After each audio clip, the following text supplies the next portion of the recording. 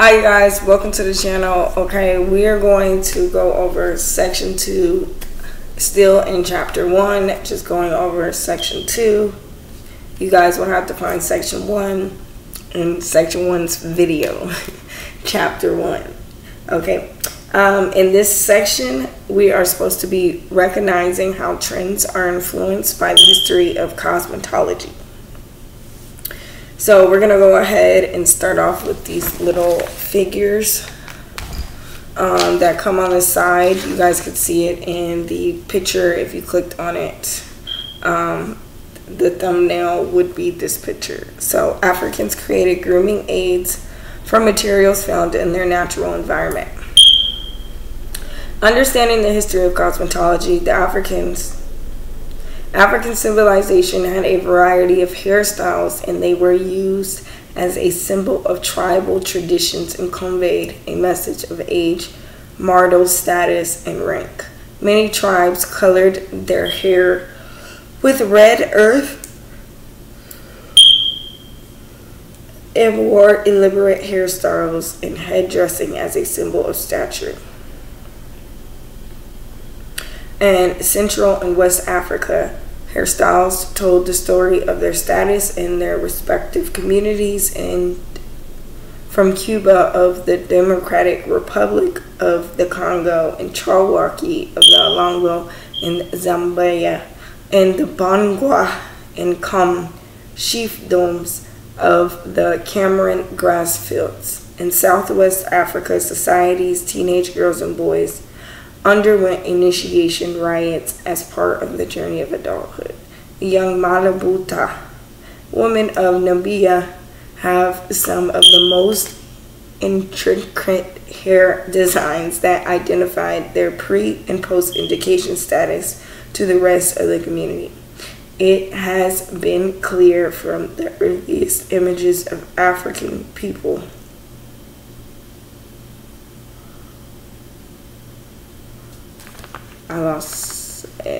African people that there was a permanent reflection that state their well-being and existence in the world. Adorning their head in elaborate hairstyles was and still is considered a sacred place in the African aesthetics. So that was a little bit of history about Africans. Moving on, remember the goal is recognize how trends influence the history by cosmetology, recognize how trends are influenced by the history of cosmetology. That was African trends, big hairstyles, red afros. Now moving on to the Egyptians. The Egyptians, concurrently in North Africa, the Egyptians were the first to cultivate beauty in extravagant fashion. They used cosmetics as a part of their personal beautification habits, religious ceremonies, and preparation for the deceased for the burial. As early as 2630 BC, Egyptians used minerals, insects, and berries to create makeup to their eyes, lips, and skin. Henna was used to stain their hair and nails a rich, warm red. They were also the first civilization to infuse essential oils from leaves, barks, blossoms, and plants for use of perfumes and purification purposes. Queen Nefertiti, circa 1400 BC, stained her nails red by dipping her finger in henna, wore lavish makeup designs, and used custom blended essential oils as a signature scent. Queen Cleopatra, 50 BC, took the dedication to beauty to an entire new level by excavating a personal cosmetic factory next to the Dead Sea. Ancient Egyptians are also credited with creating kohl makeup, originally made from a mixture of ground glina, a black mineral, sulfur, and animal fat, to heavily line the eyes, alleviate eye inflammation, and protect the eyes from the glare of the sun. Both of the ancient Egyptian and Rome military commanders stained their nails and lips in matching colors before important battles. The Egyptians wore elaborate hairstyles and cosmetics. Oh, they go on, and they all have pictures.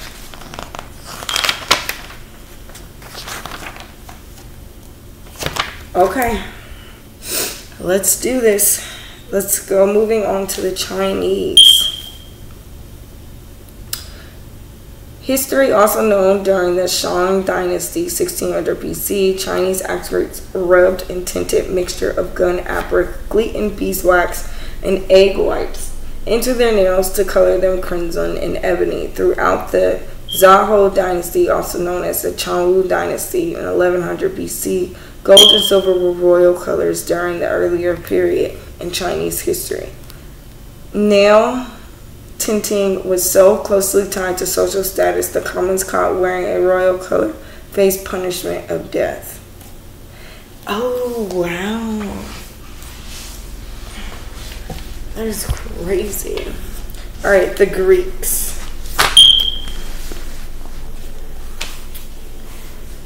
The Greeks, during the golden ages of Greece, circa 500 BC, hairstyling became a highly developed art.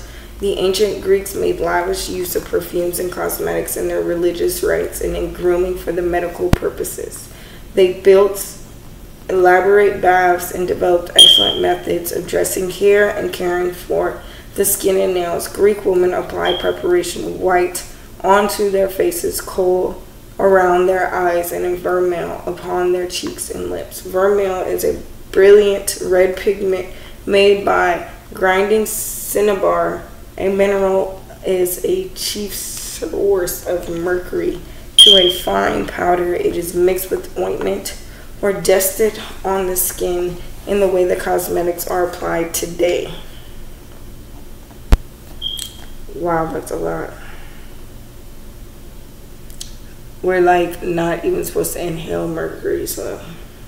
The Romans. Roman women lavishly used cosmetics. Facials made of milk and bread or fine wine were popular. Other facials were made of corn with flour and milk, and the flour and the fresh butter. A mixture of chalk and white lead to used a financial cosmetic. Women used their hair and color to indicate their class in society. Noble women tinted their hair red, middle-class women colored their hair blonde, and poor women dyed their hair black. That's pretty deep. My hair is brown. It says nothing about brown hair. Alright, the Middle Ages. The Middle Ages is the period of European history between classical antiquity and Renaissance at the beginning, with the downfall of Rome, circa AD 476, and lasting until 1450. Beauty culture is evidenced by tapestries, sculptures, and other Africans from the period. Of all of these show towering headdress, intricate hairstyles, and the use of cosmetics on the skin and hair. Women wore colored makeup on their cheeks and lips, not on their eyes, around 1000 AD.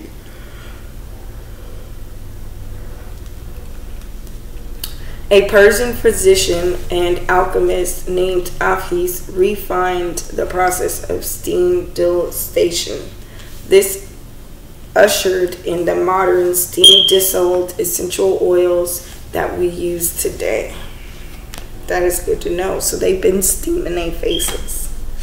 The Renaissance. This is a period of in history which Western civilization made the transition from medieval to modern history. Paintings and writing all records to use a great deal about the grooming practices of time. One of the most usual practices was shaving off the eyebrows of the hairline to show a greater expansive forehead. A browless forehead was thought to give a woman a greater intelligence. During this period, both men took great pride in their physical appearance and wore elaborate, elegant clothing. Fragrances and cosmetics were used, although highly colored preparations of the lips, cheeks, eyes were discouraged. Yo, so like shaving your eyebrows off back in the day it was lit. It showed you were intelligent. Now they think it's psychotic. You see how that changes. The Victorian Age. The reign of Queen Victoria in England between 1837 and 1901 was the Victorian Age. Fashions and dresses, personal grooming were drastically influenced by the social mores of the austral and restrictive period in history to preserve the health and beauty of the skin. Women used beauty masks and packs made from honey, eggs, milk, oatmeal, fruits, vegetables, and other natural ingredients. Victorian women are said to have pinched their cheeks and bitten their lips to induce natural color rather than use cosmetics such as a rouge or lip color. Ow, why would you beat yourself just to make it like, what? That's crazy. The 12th century, in the early 12th century, the invention and motion pictures coincided with an abrupt shift in American attitudes as viewers saw pictures of celebrities in flawless complexions, beautiful hairstyles, and manicured nails. Standards of feminine beauty began to change. This era is also signalized as the spread of industrialization, which brought new prosperity to the United States. Beauty applications began to flow. The trends set celebrities and society figures. The trends were set by celebrities and society figures. 1901 through 1910. We're almost done, you guys. We have 2 more pages. But I'm going to stop it here and we will pick this back up